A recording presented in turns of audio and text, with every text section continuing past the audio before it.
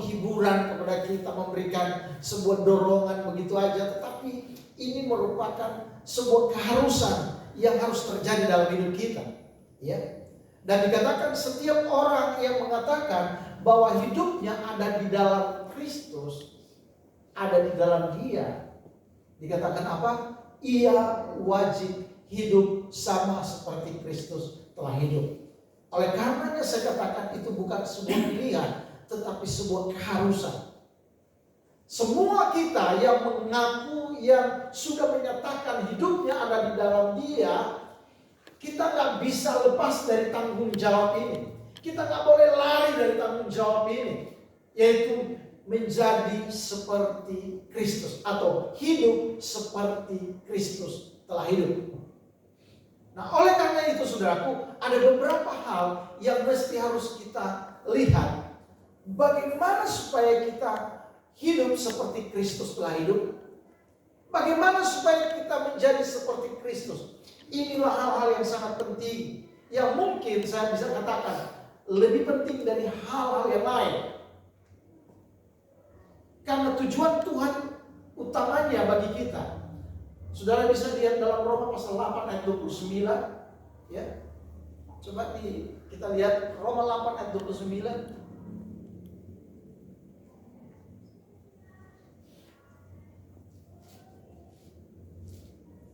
29.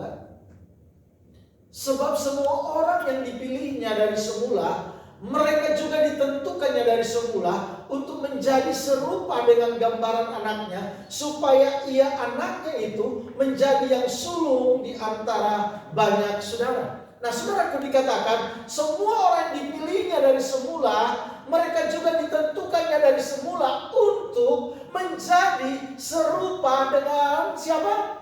Dengan gambaran anaknya, yaitu menjadi serupa dengan Kristus. Kita dipilih dari sejak semula, ditentukannya juga dari semula, atau saya bisa katakan kita ditakdirkan oleh Tuhan untuk menjadi serupa dengan Kristus. Amin. Itu bukan sebuah opsi, tapi keharusan. Itu menuntut tanggung jawab dari setiap orang percaya. Waktu kita mengatakan, atau kita percaya, atau kita mengakui mungkin kepada banyak orang bahwa kita adalah hidup di dalam Kristus, maka tanggung jawab yang tidak bisa tidak adalah menjadi seperti Kristus. Ada beberapa hal yang menjadi sebuah ukuran bahwa Anda dan saya hidup seperti Kristus. Mari kita lihat. Saudara bisa lihat Yohanes pasal 14 ayat 10 dan 11. Coba kita lihat. Yohanes 14 ayat 10 dan 11. Ini dikatakan oleh Tuhan Yesus. Bagaimana supaya Anda dan saya menjadi serupa dengan Dia? Nah, perhatikan ayatnya ini. Tidak percayakah engkau bahwa aku di dalam Bapa dan Bapa di dalam aku? Apa yang aku katakan kepadamu tidak aku katakan dari diriku sendiri, tetapi Bapa yang diam di dalam aku, Dialah yang melakukan pekerjaannya. Percayalah kepadaku bahwa aku di dalam Bapa dan Bapa di dalam aku, atau setidak-tidaknya percayalah karena pekerjaan-pekerjaan itu sendiri. Nah, saudaraku, Tuhan Yesus sedang menunjukkan atau meyakinkan kepada para muridnya tentang bagaimana Yesus memiliki sebuah keintiman, kemanunggalan dengan Bapanya yang di sorga. Sehingga dia berkata, tidak percaya engkau bahwa aku di dalam Bapa dan Bapa di dalam aku. Ibadah pertama tadi jam 9 di Tabanan, ya, Yesus berkata, kalau kamu tinggal di dalam aku dan firman-Ku tinggal di dalam kamu, itulah yang disebut dengan kemanunggalan. Menyatunya Allah dengan manusia, itu yang disebut kemanunggalan. Yesus berkata, percayalah, ya, bahwa aku di dalam Bapa dan Bapa di dalam aku. Apa yang aku katakan kepadamu tidak aku katakan dari diriku sendiri, tetapi Bapa yang diam di dalam aku, Dialah yang melakukan pekerjaannya. Nah, saudaraku, penting sekali memahami ini, bahwa ternyata Yesus sekalipun Dia adalah Tuhan, sekali lagi, ini penting sekali, Dia tidak hidup independen. Dia tidak hidup di luar sebuah hubungan dengan Bapaknya. Dia meyakinkan bahwa apapun yang dia lakukan, apapun yang dia kerjakan, itu sebuah manifestasi daripada hubungan antara dia dengan Bapaknya. Bahkan kalau saudara perhatikan, dikatakan bahwa apa yang aku katakan kepadamu tidak aku katakan dari diriku sendiri, tetapi Bapa yang dia dalam aku, dialah yang melakukan pekerjaannya. Betapa Tuhan menunjukkan bahwa apapun yang dia kerjakan itu dari Bapa yang mengerjakan dari dalam dia. Amin. Nah, ini yang penting, bahwa Yesus sedang menunjukkan salah satu karakteristik Yesus, yaitu dia hidup dalam kemanunggalan dengan Bapa. Amin. Yesus tidak hidup terpisah. Yesus tidak independen. Ya. Kalau ada orang yang suka independen, kalau ada orang yang suka terpisah, dia tidak sedang menunjukkan gaya hidup Kristus. Amin. Bahkan Amsal berkata, orang yang suka menyendiri itu selalu menunjukkan keinginannya sendiri. Dia punya keinginan sendiri. Tetapi bagi kita anak Tuhan, kita tidak memperjuangkan keinginan kita sendiri, tidak. Kita sedang memperjuangkan keinginan dan kehendak Tuhan dalam hidup kita. Amin. Makanya Yesus berkata, Bapa yang diam dalam aku, dia yang bekerja. Hubungan itu sangat penting. Kemanunggalan itu sangat penting. Bahkan di dalam Yohanes pasal 15, Yesus berkata, di luar aku kamu tidak dapat berbuat apa-apa. Di luar Yesus kita tidak dapat berbuat apa-apa. Coba-coba dengan segala kemampuan kita, dengan segala pengalaman kita, dengan segala sumber daya kita, tanpa Tuhan, itu merupakan sebuah musibah bagi seorang percaya yang melakukan segala sesuatu tanpa sebuah hubungan keintiman dengan Tuhan. Ingat bahwa Yesus sudah mengingatkan sebelumnya, di luar aku kamu tidak dapat berbuat apa-apa. Mari kita coba lihat ayatnya, Yohanes 15 ayatnya yang kelima. Ya. Akulah pokok anggur dan kamulah ranting-rantingnya. Barang siapa tinggal di dalam aku dan aku di dalam dia, dia apa? Berbuah banyak. Kemudian, sebab di luar aku kamu tidak dapat berbuat apa-apa. Pengalaman kita, sumber daya kita, itu semuanya akan menjadi sia-sia kalau Tuhan tidak menyatu dalam hidup kita. Kalau dia tidak ada dalam hidup kita, kita tidak ada di dalam dia. Kalau firman-Nya tidak ada dalam kita dan kita tidak di dalam dia, semuanya akan menjadi sia-sia. Karena ini Yesus berkata, di luar aku kamu gak bisa berbuat apa-apa. Kelihatannya mungkin kita akan mampu melakukannya, tapi hasilnya akan nol besar. Amin. Nah, oleh karena itu saudara yang dikasih Tuhan, kalau kita di dalam dia dan firman-Nya dalam kita akan berbuah banyak. Kita akan berhasil. Itu sebabnya Yesus meyakinkan kepada para muridnya di Yohanes 14 tadi, bahwa percayakah, ya? Tidak percayakah engkau bahwa aku di dalam Bapa dan Bapa di dalam aku? Apa yang aku katakan kepadamu tidak aku katakan dari diriku sendiri, tetapi Bapa yang diam di dalam aku, dialah yang melakukan pekerjaannya. Ayat 11, percayalah kepadaku bahwa aku di dalam Bapa dan Bapa di dalam aku, atau setidak-tidaknya percayalah karena pekerjaan-pekerjaan itu sendiri. Saudara, pentingkah Yesus meyakinkan tentang kemanunggalannya dengan Bapa? Penting, sangat penting. Amin. Kalau Yesus saja yang adalah Tuhan, dia nggak bisa melakukan sesuatu tanpa Bapa, apalagi kita. Amin. Siapa kita? Tanpa Tuhan kita tidak dapat berbuat apa-apa. Itu sebabnya salah satu ciri utama atau karakteristik Kristus, yaitu dia hidup dalam kemanunggalan dengan Bapaknya. Nah, apa artinya bagi kita? Artinya begini, bahwa untuk menjadi seperti Kristus, hal yang tidak dapat ditawar-tawar adalah hidup dalam kemanunggalan dengan Tuhan. Amin. Kita harus punya gaya hidup seperti itu.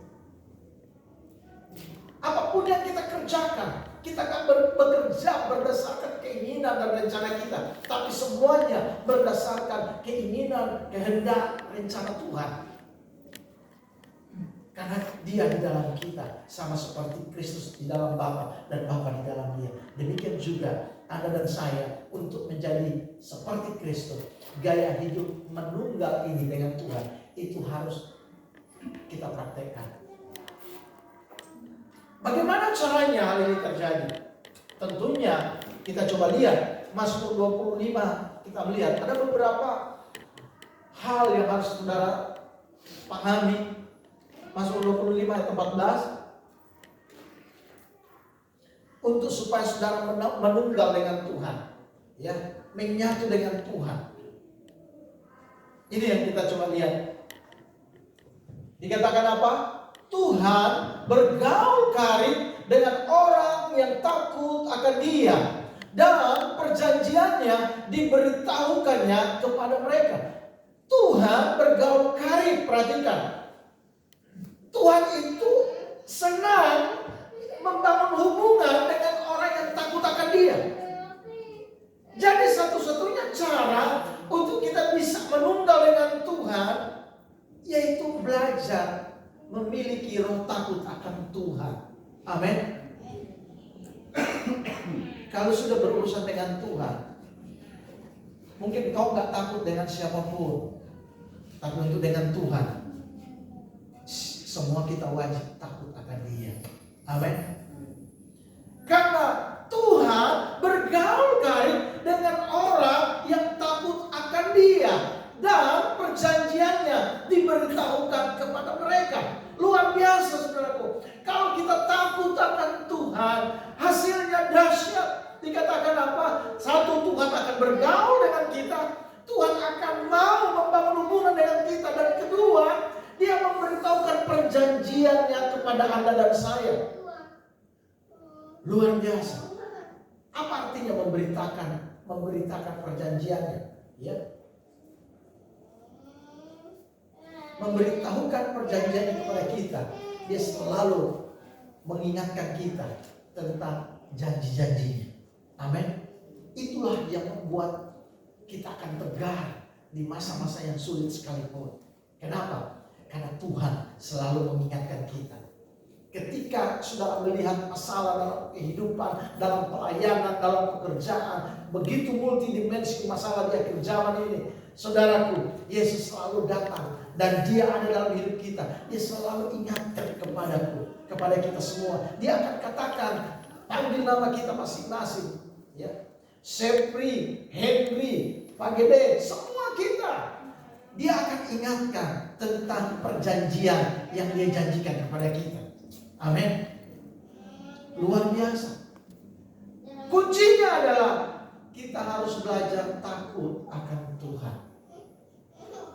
Takut akan Tuhan itu nggak terjadi secara otomatis, spontan begitu. Hari ini kita dengar firman, besok sebentar kita takut akan Tuhan. Kayak seperti itu. Amin.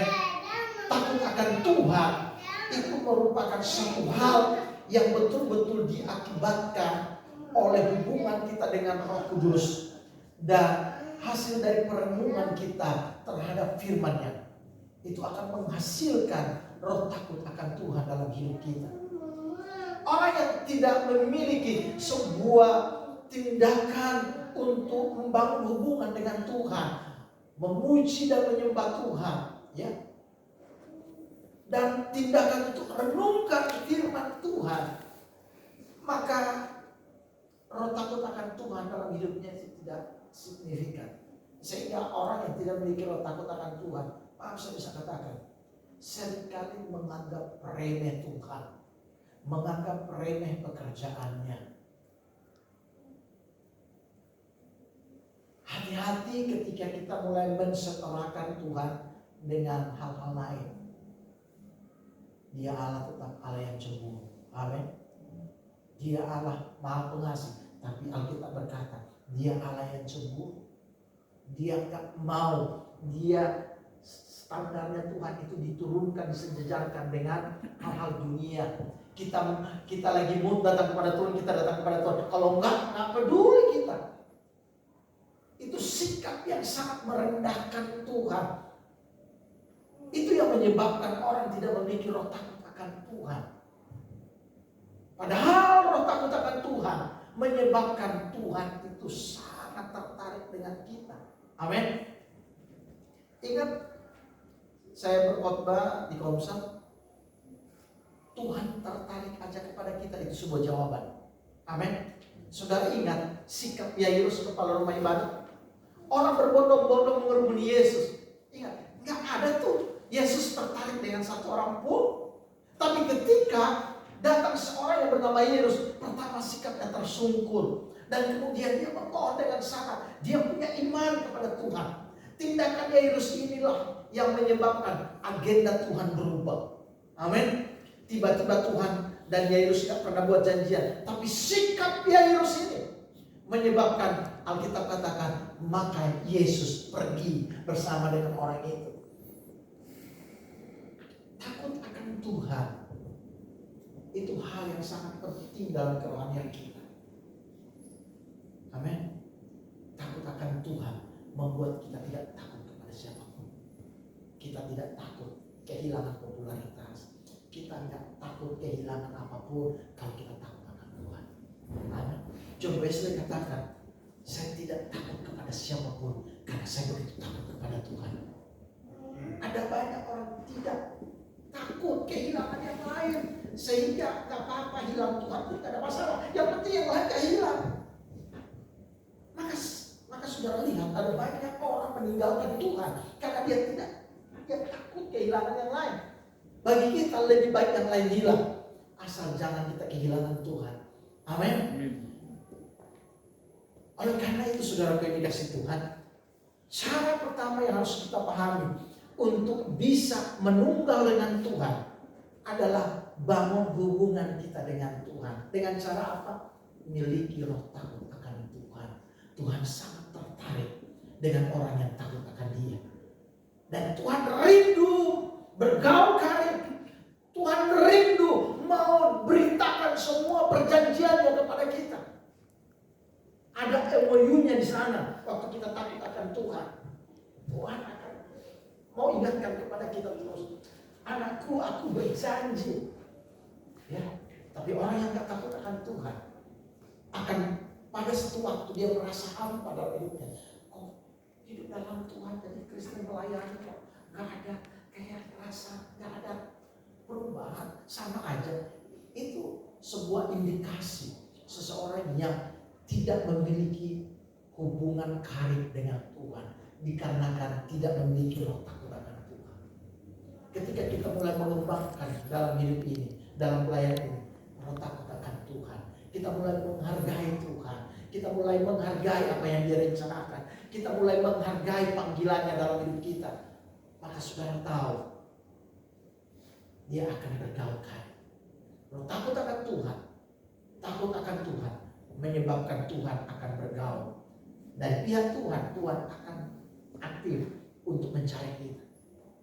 Itu yang pertama. Yang kedua, coba kita lihat Yohanes 14 ayat 23.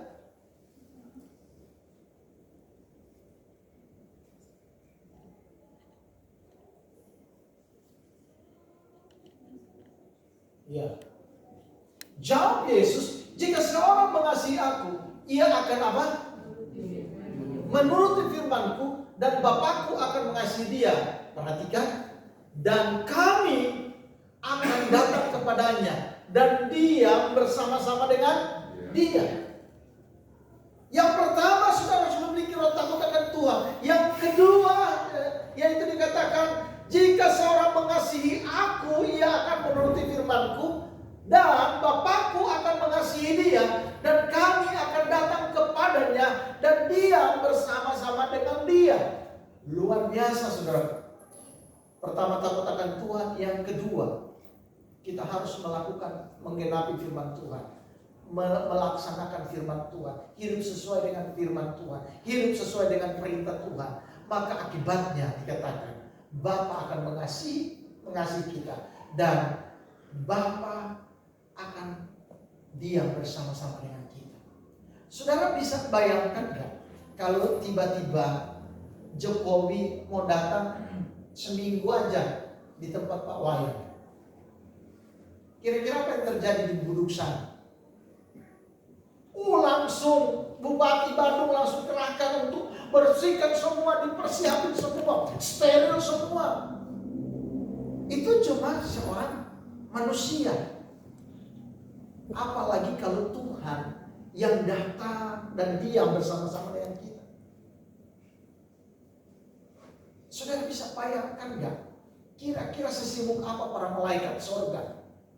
Karena Bapa, Putra, dan Roh Kudus akan diam bersama-sama dengan kita. Karena kita setia melakukan firman-Nya, suka hidup dalam kebenaran, mengasihi Tuhan, maka Bapa, Putra, dan Roh Kudus akan diam bersama-sama dengan kita. Kira-kira bisa bayangkan kan? Jokowi aja seminggu di rumah apa ini bilang, saya mau tinggal di tempat Pak Henry seminggu aja. Saya jamin dalam hitungan 1-2 hari kos-kosan sana berubah semua. Dikerahkan semua dinas bikin itu langsung berubah semua situasinya. Fasilitasnya berubah semua karena ada seorang presiden yang akan datang. Saya nggak bisa bayangkan kalau pencipta langit dan bumi dia bersama dengan kita. Amin. Alkitab banyak berkata, jika Allah di pihak kita, siapa yang menjadi lawan kita? Kalau Tuhan dia bersama kita, kita lebih daripada pemenang. Amin. Kamu gak akan takut bahaya. Kamu gak akan kekurangan. Tuhan adalah gembalaku, takkan kekurangan aku. Kalau Tuhan gembala kita, dia bersama dengan kita. Ini ayat 23 jawab Yesus, jika seorang mengasihi aku, ia akan menuruti firman-Ku, dan Bapakku akan mengasihi dia, dan kami, ya perhatikan kami ini, kata jamak, dikatakan akan datang kepadanya dan dia bersama-sama dengan dia. Luar biasa. Nah kalau Tuhan dia bersama dengan kita, saya bertanya, kita takut apa kalau Tuhan ada bersama kita? Jangan-jangan kita takut karena kita lupa kalau Tuhan bersama kita. Iya kan? Ingat terus Tuhan menyertai kita.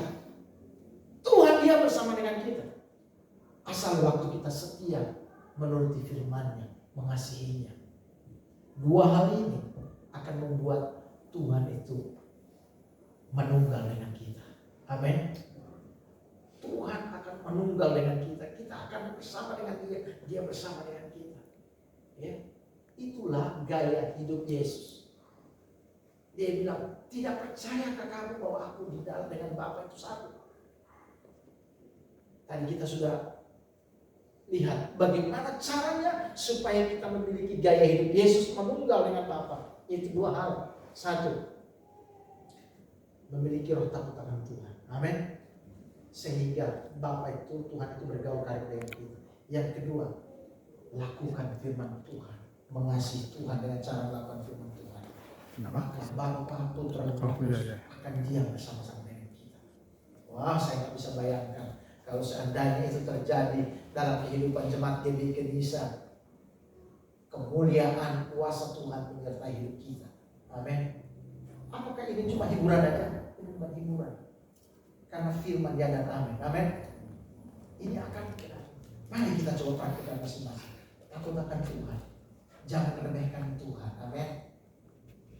Kegagalan kita menyembah Tuhan karena kita lupa dalam sikap dan tindakan kita. Kita sedang meremehkan Tuhan. Dengan cara apa? Mungkin bukan dengan bahasa verbal, tetapi non verbal seringkali terjadi dalam hidup kita. Dalam hal sederhana, ya. Dalam hal-hal sederhana. Dan itu tanpa disadari oleh banyak orang. Ya. Seharusnya kalau kita nggak sempat, misalkan datang kepada Tuhan, ada sesuatu yang kayaknya hilang dalam hidup kita. Nah, itu bukti bahwa betul-betul kita tahu bahwa Tuhan itu di atas segala-galanya dalam hidup ini. Tapi kalau sesuka hati kita lagi ingat Tuhan datang, tiba-tiba ada ini sesuatu, nggak datang. Nah, ini bukan menakut-nakuti, tapi ini demi untuk kita tahu bahwa pentingnya sikap takut akan Tuhan, meninggikan Tuhan, untuk supaya Tuhan bergaul kait dengan kita. Karena cara untuk hidup seperti Yesus harus bergaul kait dengan Tuhan. Amin. Yang kedua, mari kita lihat bagaimana karakteristik Yesus. Selain dia menunggal dengan Bapaknya, yang kedua, dia melakukan pekerjaan-pekerjaan Bapaknya. Amin. Mari sudah lihat Yohanes pasal 5 ayat 17. Kita coba lihat beberapa ayat. Yohanes 5 ayat 17 dikatakan seperti ini. Tetapi ia berkata kepada mereka, Bapakku bekerja sampai sekarang, maka aku pun bekerja juga. Amin. Saya jujur aja, kadang kalau lihat orang yang lebih tua dari saya, yang semangat untuk melayani Tuhan, kayak saya itu kayak rasa, gimana ya? Benar-benar. Makanya coba saudara lihat ya. Ya ada Pak Wayan, Ibu Lady, Pak Gede, yang lebih tua dari saya toh. Ya. Jujur, saya tampak bergairah gitu, benar. Kalau anak muda itu wajar lah, harus kalau lebih muda dari saya, Pak Henry harus lebih bersemangat dari saya. Amin. Di Tabanan, bayangin aja, sini yang itu umurnya 90 tahun lebih. Saya kaget tadi waktu mau jemput, pas buka gerbang, saya pikir Nabi Musa. Waduh, kebetulan dia nggak hadap begini kan, dia balik belakang, ininya kan kayak cuma begitu, dia begini tongkatnya. Saya pikir Nabi Musa lagi. Iya, 90 tahun.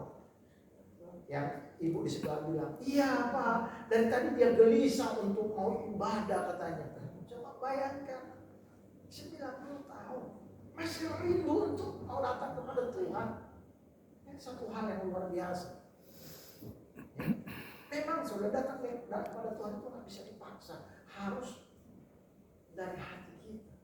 Coba kita memaksa orang untuk datang kepada Tuhan, itu mengakibatkan mempersembahkan api yang asing di hadapan Tuhan. Amin. Dia di Tabanan semua udah makanya kadang kita itu yang membuat energi kita bertambah lagi kan. Ya. Bukan apa-apa, artinya anugerah Tuhan kalau kita melayani Tuhan itu kehormatan, kebanggaan kita. Amin. Dipanggil aja oleh Pak Lurah untuk jadi asistennya, bangganya minta ampun. Pak Lurah loh. Mau naik lagi tingkatan bupati. Bupati Bandung bilang, coba cari Pak Henry, saya minta dia supaya asisten saya. Wih, bikin bisa semua udah langsung kasih karpet merah. Karena saking senangnya, betul nggak? Betul. Dan kalau tanya saya senang, saya sangat senang. Pak Henry jadi asistennya bupati. Naik lagi jadi asistennya Wali Wayan Koster, gubernur. Woi, oh iya, ya nggak mungkin munafik toh. Pak Gede diangkat jadi sekda, oh senangnya minta ampun saya sebagai gembala. Iya, kenapa? Karena anak Tuhan promosi. Bisa di sini, bisa gini. Ya, itu baru menjabat jabatan duniawi. Amin. Tapi nanti grade-nya ini aja nanti supaya imbang gitu. Jangan remehkan saudara. WA terus kerjaan kok setahun ini Pak Sebi. Saya kerjanya WA terus untuk kau bisa. Jangan salah. Itu pekerjaan Tuhan. Amin. Terus Pak Oki bilang, Pak Sepri baru itu. Saya dari Ketabanan itu belum ada gereja. Saya foto-foto terus. Jangan salah. Kita bukan moto-moto selebritis. Kita moto pekerjaan Tuhan. Amin. Ya. Ada yang masa saya jadwalnya terus jadi asar terus. Duduk sampai sakit ini mulut senyum-senyum. Jangan salah. Tidak ada yang hina dalam pekerjaan Tuhan. Amin. Hanya orang yang mengerti, yang menghargai. Ya. Karena yang terkecil dari kerajaan surga itu lebih besar dari segala apa yang ada di dunia ini. Itu yang harus kita pahami. Nah, oleh karena itu Yesus berkata, Bapakku bekerja sampai sekarang, maka aku juga bekerja. Tuhan kita, Tuhan bekerja. Nah, apalagi kita disebut pekerjaannya, iya kan? Dan Yesus berkata, banyak tuh yang sedikit bekerja. Apa? Pekerjanya capek, refreshing. Ya refreshing 1 hari lah, jangan sampai minggu dipakai gitu refreshing kan. Iya toh. Saya percaya kita memahami ini bukan untuk menyinggung, bukan saudaraku. Karena saya mempercayai kita sudah di level melayani Tuhan. Amin. Yesus berkata, Bapakku bekerja sampai sekarang, maka aku pun bekerja. Nah, kalau hidup seperti Yesus seperti apa? Ya bekerja juga, karena Yesus bekerja. Nah, apa yang Yesus kerjakan? Coba kita lihat lagi. Yohanes 5 ayat 19. Coba ayat 19. Maka Yesus menjawab mereka katanya, aku berkata kepadamu, sesungguhnya anak tidak dapat mengerjakan sesuatu dari dirinya sendiri jikalau ia tidak melihat Bapa. Ternyata Yesus selalu mengerjakan segala sesuatu yang dia lihat dari Bapa. Artinya bahwa Yesus tidak mengerjakan menurut caranya sendiri. Yesus tidak bekerja menurut keinginannya sendiri, tapi Yesus bekerja sesuai dengan rencana dan keinginan Bapa. Berarti kalau kita menjadi seperti Yesus, hal yang sama juga terjadi. Kita melayani, nggak melayani dengan cara kita sendiri. Kita nggak melayani dengan keinginan kita sendiri. Kita melayani yaitu dengan cara dan keinginan Tuhan. Amin. Ini yang Tuhan mau terjadi bagi kita. Kemudian beberapa ayat lain kita perhatikan. Yohanes 5:36, saudara perhatikan di situ.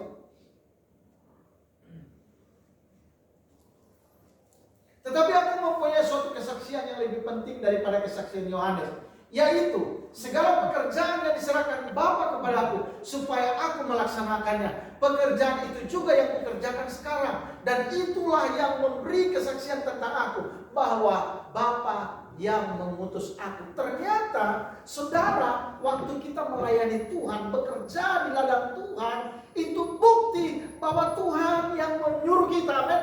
Tuhan yang mengutus kita.